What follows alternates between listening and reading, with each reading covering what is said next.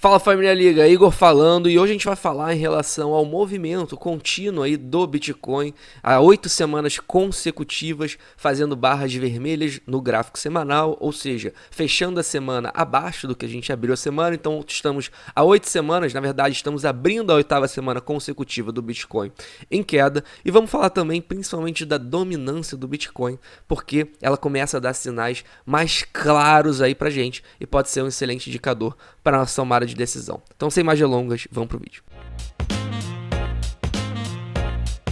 Fala família, então sejam todos muito bem-vindos de volta. Se você não é inscrito aqui no canal, se inscreve e ativa a notificação para você não perder nenhum vídeo assim que ele for pro ar. E também dá uma olhada no nosso clube de membros, o link tá na descrição do vídeo, a gente tem vídeos e lives exclusivas para os membros todas as semanas. Depois dá uma olhada. Então a gente vai começar hoje pelo gráfico semanal do Bitcoin, porque ontem às 9 horas da noite a gente fechou aqui mais uma vela no gráfico semanal e nós estamos vivendo aqui um momento bastante interessante aqui no Bitcoin. Primeiro em relação ao nosso chamado Bull Market Support Bands, aqui que são essas duas médias móveis que guiam a gente tanto em movimentos ascendentes e também como em movimentos descendentes. Enquanto a gente permanecer abaixo dessas médias móveis, a expectativa é que elas funcionem como resistência e a gente seja guiado para um movimento descendente. Nós estamos até de certa forma aí distantes dessas médias móveis.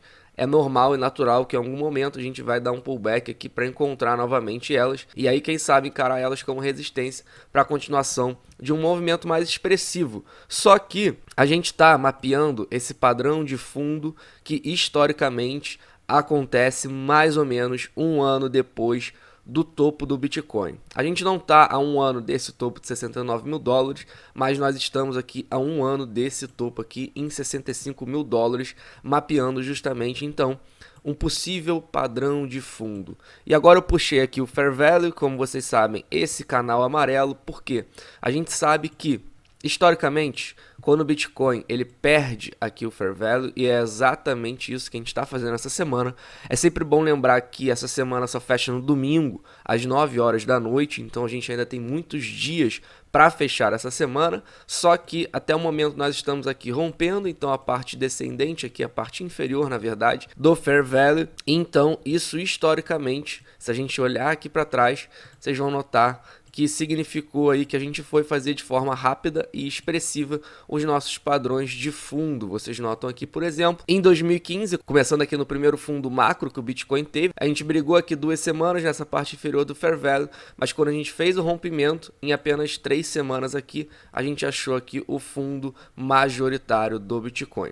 E se vocês olharem agora em 2019, vocês vão notar que foi um movimento muito semelhante. O Bitcoin, ele vem aqui em uma semana, ele encontra aqui suporte na parte descendente do Fair Value, mas na semana seguinte ele rompe e também aqui 4 semanas depois é o suficiente para a gente achar aqui o fundo majoritário, também macro aqui, o segundo fundo majoritário que a gente fez, que sempre aconteceu também, é bom frisar, quando as duas médias móveis elas também rompem para baixo o canal de Fair Value. Então a minha expectativa é que ocorra algo semelhante. O passado dele nunca ocorre de maneira idêntica, mas ele sempre tem semelhanças e até o momento nós estamos vendo semelhanças, porque desde que a gente perdeu aqui essas médias móveis, isso aconteceu em dezembro do ano passado, a gente vem sendo guiado por elas por um movimento descendente. A gente entrou aqui no Fair Value, nós lateralizamos aqui por bastante tempo e agora estamos fazendo um movimento descendente mais forte. São 8 semanas até agora consecutivas aí do Bitcoin fechando abaixo do que abriu a semana, ou seja, velas vermelhas.